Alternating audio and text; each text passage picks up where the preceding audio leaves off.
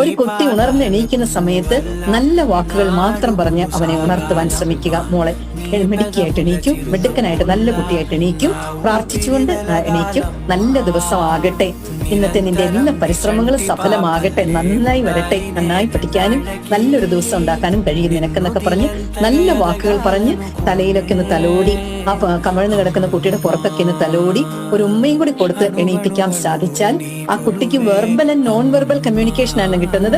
I M lovable, I M respectable, I M A wanted person. എങ്ങനെ പിന്നെ അമ്മയും അപ്പനും കൊടുത്ത വാക്കുകൾ അവന്റെ ഉപബോധ മനസ്സിലേക്ക് പോവുകയും അത് സഫലമാക്കാൻ തക്ക വിധത്തിൽ what ever goes your sub conscious mind will operate automatically.